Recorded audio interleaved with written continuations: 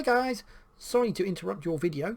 Just a quick plea, subscribe to my channel please. If you haven't done it already, subscribe. Tell your friends, subscribe. Thanks. What is the minimum time gap you should leave when following a vehicle on a wet road? Go and watch the video about the 2-second rule from Meerkat, the Australian thing, although that was an American accent, go figure.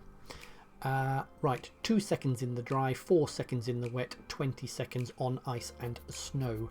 So what is the minimum time gap you should leave when following a vehicle on a wet road? 4.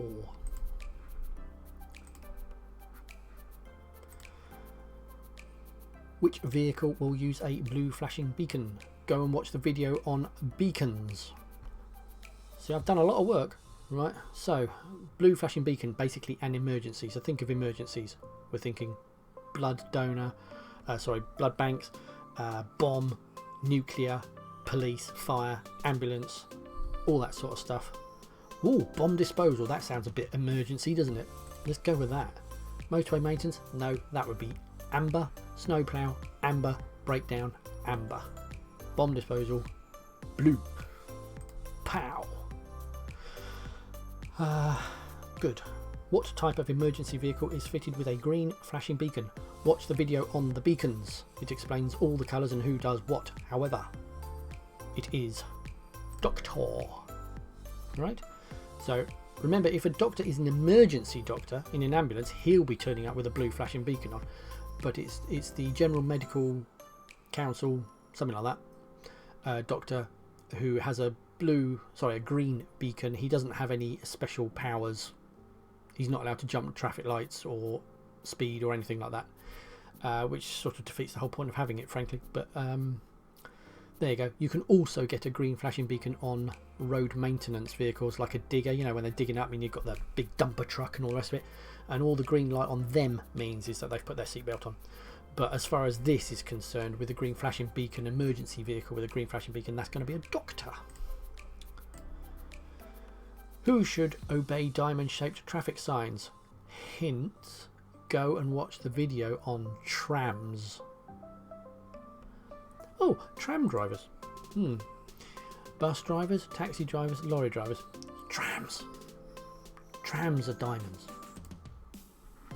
These signs only apply to tram drivers. But you should know their meanings so that you're aware of the priorities, because there are more. Alright? There are more signs. You wish to turn right ahead. Why should you take up the correct position in good time? Right, okay, well, we always want to look like we're doing what we're doing. So we indicate in good time, we check our mirrors in good time, we position ourselves so we look like we're turning right. So that if the light bulb at the back or the front stops working and blows, so we don't look like we've got an indicator on to somebody else, then the fact that we are positioned right, looking like we're turning right, means people will think we're turning right, but that we've just forgotten to put our indicator on. So we always want to try and not only let off signals, but also body language needs to show what we're intending to do. So why should you take up good position in good time? All right, the correct position to allow other drivers to put in front of you? No. To give a better view of the road that you're joining? Not really. To help other road users know what you intend to do? Yes. To allow drivers to pass you on the right?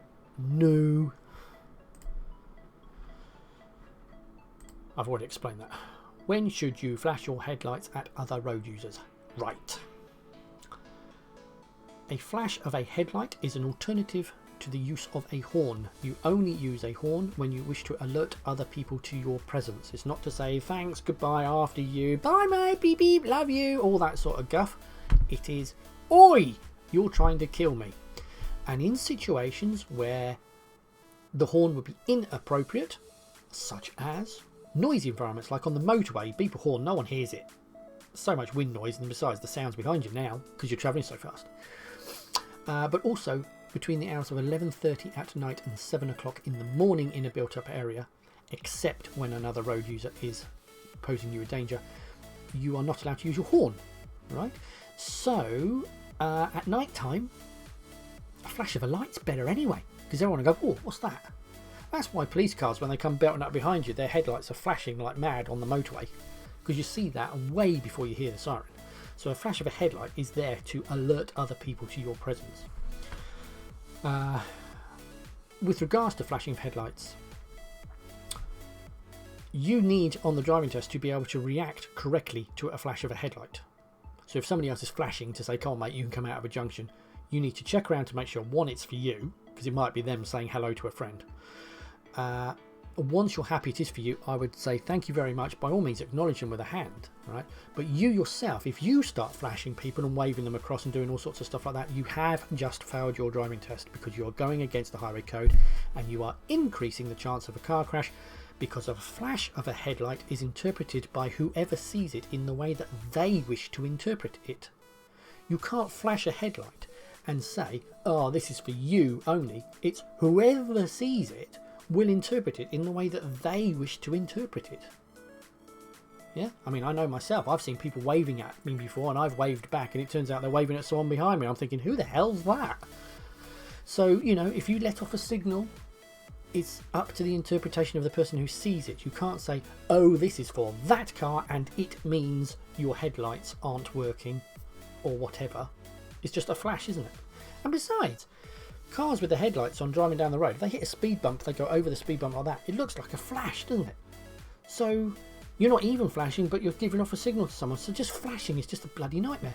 So the only time you do it is if there is a danger. Go boom, blind them, make sure they see you. So when should you flash your headlights at other road users? When showing that you're giving way? No. When showing that you're about to turn? Nope. When telling them that you have right of way? Nope. When letting them know that you are there? Correct. Alternative to a horn. The conditions are dry and good, even though I swapped those rounds. When should you use the 2-second rule? Well, when you're driving. Go and watch the video on the 2-second rule. When checking your gap from the vehicle in front. Bosh, have some of that. It's about maintaining a safe gap to the vehicle in front. And the beauty of it is, the faster you go, the bigger gap you end up with. So that's nice. Which instrument panel warning light shows you that the headlights are on from full beam or main beam? That one. Blue light there, it's universal, it's in all cars. That's the symbol that you've gone and put your full beams on. So when you're driving along the road, there's a blue light, that means you're blinding people. Because in some cars you could accidentally put that on during the day. And it's bright sunlight, so you can't see any light difference out the front, but everyone's going, oh God, because you're blinding them. So the blue light means that. Just for your information, that means brakes. Okay, that's a disc brake. Go and have a look at the videos about brakes. So it could be that you've still got your handbrake on, or it could be that your brakes are worn. That's an indicator, and that is your hazard warning lights. So you've got all your hazard lights flashing.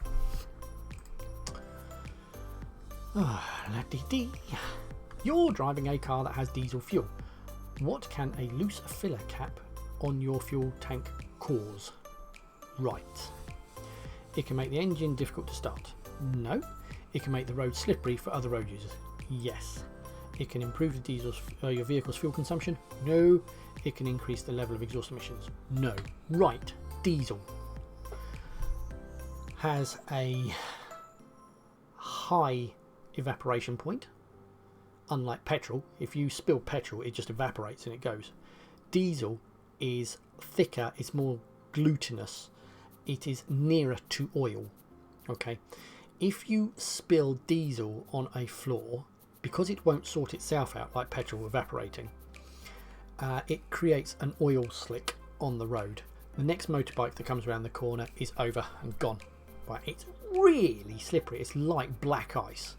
Unbelievably slippery when there's diesel spilt on the floor. And what can happen is it doesn't mix with water, it just sits on the top.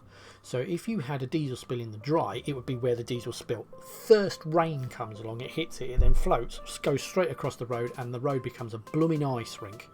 Oh my God, a big diesel spill is so slippery. I know, I've been in one and the cars go way all over the shop, sliding sideways around roundabouts and all sorts.